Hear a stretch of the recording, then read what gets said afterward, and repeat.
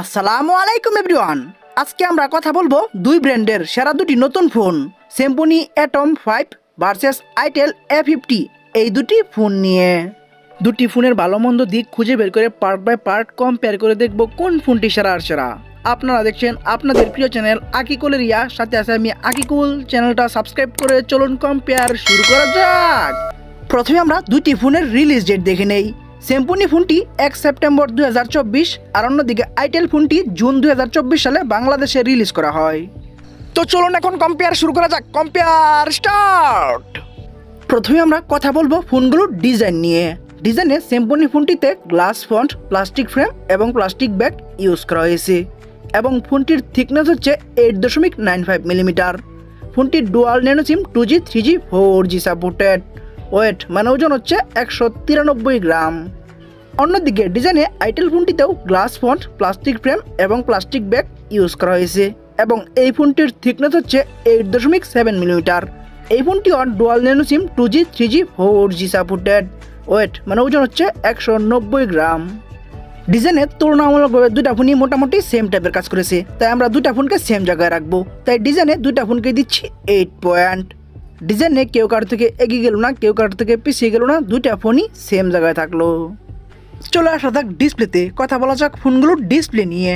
Display হিসাবে Samsung ফোনটিতে use করা হয়েছে 6.75 ইঞ্চির HD+ IPS LCD U type notch একটি ডিসপ্লে, যা এখনকার সময়ে একদম মানুষই না, এখনকার সময়ে 500 যুগ। তবে ডিসপ্লেটি 16.7 মিলিয়ন কালার সাপোর্টেড। রেজুলেশন হচ্ছে 720x1612 পিক্সেল। 260 হচ্ছে PPI density. Screen and body ratio হচ্ছে 82.3%। ব্রাইটনেস হিসাবে থাকছে 500 নিটস এবং রিফ্রেশ রেট হিসাবে থাকছে regular refresh rate 60 hertz.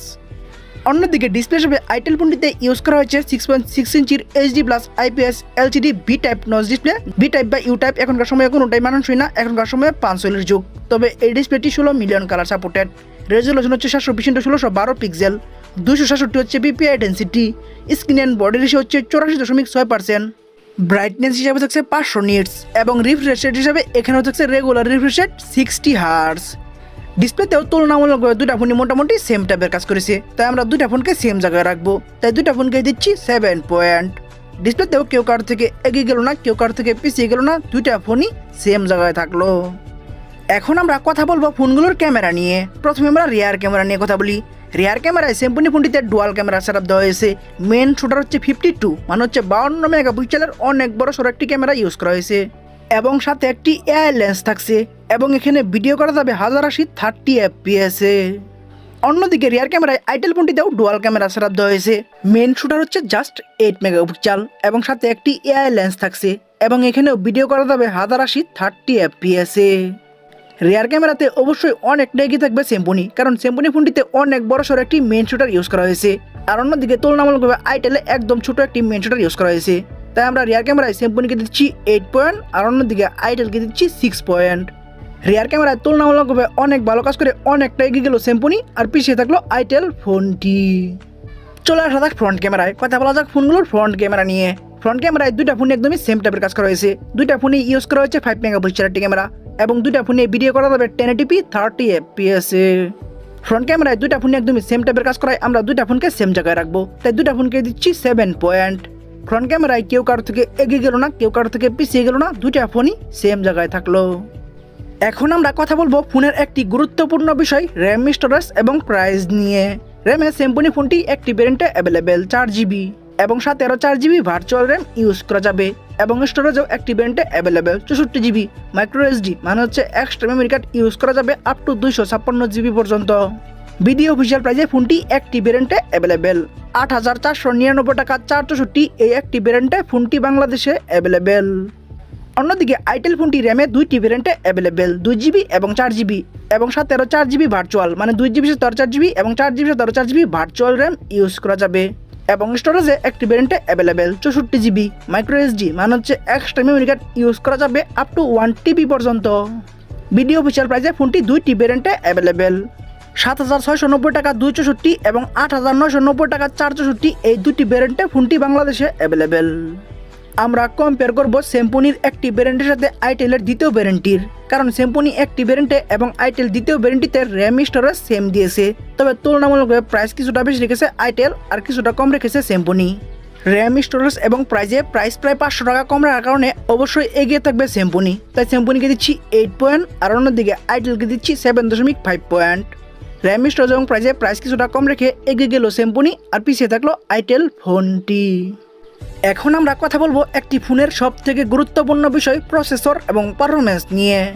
Processor হিসেবে স্যামসুং ফোনটিতে ইউজ করা হয়েছে ইউনিসক SC9863A 28 ন্যানোমিটার আর্কিটেকচার বিল করা 1.6 GHz একটি অক্টাকোর প্রসেসর। 2024 সালের প্রসেসর লিস্টে এই প্রসেসরটি 244 নম্বর আছে। এই প্রসেসরটির আনটোটাল স্কোর হচ্ছে 34,000+ এবং গিগ বেঞ্চ স্কোর হচ্ছে সিঙ্গেল করে 123 এবং মাল্টি করে 427 এবং অ্যান্ড্রয়েড ভার্সন হিসেবে থাকছে লেটেস্ট ভার্সন অ্যান্ড্রয়েড 14। অন্যদিকে আইটেল ফোনটিতে প্রসেসর হিসেবে ইউজ করা হয়েছে ইউনিসক টাইগার সিরিজের T603 12 ন্যানোমিটার আর্কিটেকচার বিল করা 1.6 GHz একটি অক্টাকোর প্রসেসর। 2024 সালের প্রসেসর লিস্টে এই প্রসেসরটি 155 নম্বর আছে। এই প্রসেসরটির আনটোটাল স্কোর হচ্ছে 1,55,000+ এবং গিগ বেঞ্চ স্কোর হচ্ছে সিঙ্গেল করে 244 এবং মাল্টি করে 942। তবে এখানে অ্যান্ড্রয়েড ভার্সন হিসেবে থাকছে অ্যান্ড্রয়েড 13।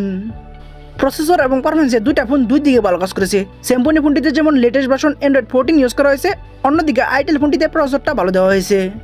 যেহেতু একটি ফোনের সব থেকে গুরুত্বপূর্ণ বিষয় প্রসেসর, তাই প্রসেসরটা তুলনামূলকভাবে ভালো দেয় আমরা প্রসেসর এবং পারফরমেন্সে একটু এগিয়ে রাখবো আইটেলকে। তাই আইটেলকে দিচ্ছি 7.5 পয়েন্ট, আর অন্যদিকে স্যামসুংকে দিচ্ছি 7 পয়েন্ট। প্রসেসর এবং পারফরমেন্সে প্রসেসরটা ভালো দিয়ে এগিয়ে গেল আইটেল, আর একটু পিছিয়ে থাকলো স্যামসুং ফোনটি। চলে আসা থাক ব্যাটারিতে, কথা বলা যাক ফোনগুলোর ব্যাটারি নিয়ে। ব্যাটারিতে দুইটা ফোনই একদমই সেম টাইপের কাজ করা হয়েছে। দুইটা ফোনে ইউজ করা হয়েছে 5000 mAh এর ব্যাটারি এবং দুইটা ফোনেই ফাস্ট চার্জিং হিসেবে থাকছে 10 মানে হচ্ছে 10 ওয়াট এবং দুইটা ফোনেই টাইপ সি ইউজ করা হয়েছে। ব্যাটারিতে দুইটা ফোনই সেম টাইপের কাজ করায় আমরা দুইটা ফোনকে সেম জায়গায় রাখবো, তাই দুইটা ফোনকে দিচ্ছি 8 পয়েন্ট।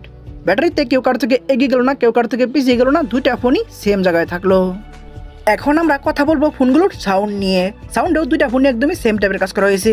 দুইটা ফোনে ইউজ করা হয়েছে 3.5mm জ্যাক এবং দুইটা ফোনেই লাউড স্পিকার থাকছে এবং দুইটার একটাতে আমরা নয়েজ ক্যান্সেলেশন মাইক পাচ্ছি না এবং দুইটার একটাতে আমরা স্টেরিও স্পিকার বা ডুয়াল স্পিকারও পাচ্ছি না। সাউন্ডে দুইটা ফোনই সেম টাইপের কাজ করায় আমরা দুইটা ফোনকে সেম জায়গায় রাখবো, তাই দুইটা ফোনকে দিচ্ছি 8 পয়েন্ট। সাউন্ডেও কেউ কারো থেকে এগিয়ে গেল না, কেউ কারো থেকে পিছিয়ে গেল না, দুইটা ফোনই সেম জায়গায় থাকলো।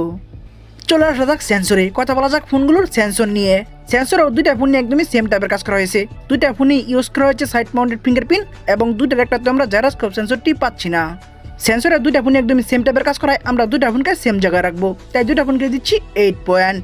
সেন্সরেও কেউ কারো থেকে এগিয়ে গেল না, কেউ কারো থেকে পিছিয়ে গেল না, দুইটা ফোনই সেম জায়গায় থাকলো। আমরা ভিডিও শেষের দিকে চলে এসেছি। শেষের দিকে যা হয় তা হচ্ছে রেজাল্ট নিয়ে কথা বলতে হয়। রেজাল্ট থেকে বোঝা যায় কে এগিয়ে গেল কে পিছিয়ে গেল। তো চলুন এখন আমরা ফোনগুলোর রেজাল্ট নিয়ে কথা বলি। প্রথমে আমরা স্যামসুং অ্যাটম 5 এই ফোনটির রেজাল্ট নিয়ে কথা বলি। এই ফোনটি ডিজাইন পাচ্ছে 8, display 7, rear camera 8, front camera 7, RAM storage প্রাইসে 8, প্রসেসর 7, ব্যাটারিতে 8, সাউন্ডে 8, সেন্সরে 8, ওভারঅল মাই পয়েন্ট আমি তাদেরকে দিচ্ছি 8 পয়েন্ট। অন্যদিকে আইটেল A50 এই ফোনটির রেজাল্ট হলো ডিজাইন পাচ্ছে 8, display 7, rear camera 6, front camera 7, RAM storage প্রাইসে 7.5, প্রসেসরে 7.5, ব্যাটারিতে 8, সাউন্ডে 8, সেন্সরে 8, ওভারঅল মাই পয়েন্ট আমি তাদেরকে দিচ্ছি 8 পয়েন্ট। ওভারঅল মাই পয়েন্টে দুইটা ফোনকে সেম জায়গায় রাখার কারণ হচ্ছে দুইটা ফোনই তুলনামূলকভাবে ভালো কাজ করেছে। তো চলুন এখন আমরা মেন রেজাল্ট মানে হচ্ছে টোটাল পয়েন্ট নিয়ে কথা বলা যাক। টোটাল পয়েন্টে আইটেল A50 এই ফোনটি টোটাল পাচ্ছে 75 মানে হচ্ছে 75 পয়েন্ট। অন্যদিকে স্যামসুং অ্যাটম 5 এই ফোনটি আইটেলের থেকে মাত্র 2 পয়েন্ট বেশি পেয়ে 77 মানে হচ্ছে 77 পয়েন্ট পেয়ে আজকের উইনার সারা ঘোষিত হলো স্যামসুং অ্যাটম 5 এই ফোনটি। আপনাদের কারো বাজেট 8000 টাকা প্লাস হলে আপনারা স্যামসুং অ্যাটম 5 এই ফোনটি চয়েস করতে পারেন। তো বন্ধুরা ভিডিওটি কেমন লাগলো, ভালো লাগলে একটি লাইক দিয়ে কমেন্টস করবেন, ফেসবুক পেজে বলে দিবেন, ইউটিউব চ্যানেলে সাবস্ক্রাইব করে পাশে থাকা বেল আইকনটি অন করে দিবেন এবং পরবর্তী ভিডিও দেখার জন্য আমন্ত্রণ জানিয়ে এখনকার মতো বিদায়। আল্লাহ হাফেজ।